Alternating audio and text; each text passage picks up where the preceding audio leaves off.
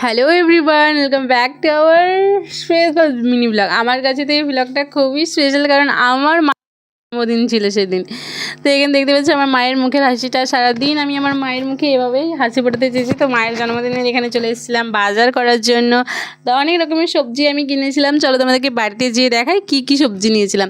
তো এখানে দেখতেই পাচ্ছ ঝিঙে, পটল, কুঁদরি, ঢ্যাঁড়স, শসা, গাজর, টমেটো, লাউ, আম, তার সঙ্গে মাছ, মানে অনেক রকম বাজার করেছিলাম। তো তারপরে চলো এবার দেখতেই পাচ্ছ আবার ঘুরিয়ে ঘুরিয়ে আমি বাজারটা দেখাচ্ছি। তো এরপর শুরু হচ্ছে কি যে রান্না করার পালা। चलो भाई देखो अब मैं क्या करता हूँ। তো এই যে দেখতে পাচ্ছ আমি এখানে সুন্দর করে মাছ ধুতে বসে গেছিলাম, যেহেতু মাছগুলো আমার বাবা কাটিয়ে নিয়েছিলেন যাতে আমার একটু কষ্টটা কম হয়। কিন্তু তার মাঝেও আবার মাছগুলোকে আমি পরিষ্কার করে ধুয়ে নিয়েছিলাম, কারণ এটা আমাদের মেয়েদের কর্তব্য। কারণ আমরা অন্যের কোনো জিনিস করা পছন্দ করি না, যতক্ষণ আমরা নিজেরা সেটা করি। তো এটা আমাদের প্রত্যেকটা মেয়ের ধর্ম।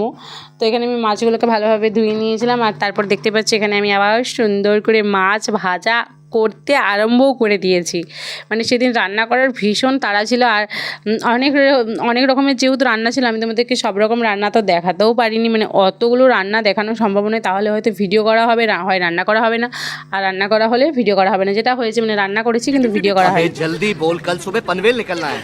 তো একদম মাকে এখানে সমস্ত কিছু দিয়ে বেড়ে দিয়েছিলাম। আর ওখানে ভাঁড়ের মধ্যে দেখতে পাচ্ছি ওটা হচ্ছে দই, যেটা আমি নিজের হাতে বানিয়েছিলাম, কিন্তু যেটার কোনো ভিডিও ফুটেজ বা কিচ্ছু নেই। আর সামনে থেকেও আমার দইটা নেওয়া হয়নি। আর এই যে দেখতে পাচ্ছি আমার মা তার মধ্যে খাওয়াও শুরু করে দিয়েছেন। সবাই হচ্ছে কি যে আমার মাকে একটু হ্যাপি বার্থডে বলে দিও। তো যেহেতু অনেক দিন পর ভিডিওটা আপলোড করছি, তো লেট হ্যাপি বার্থডে বলেই দিতে পারো। হ্যাপি বার্থডে বলতে আর কি যায় আসে।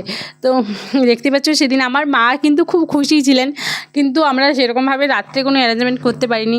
আমি বলেছিলাম কেক কাটবো, কিন্তু মা সেটা বারণ করে। तुझे थकान नहीं लग रही क्या?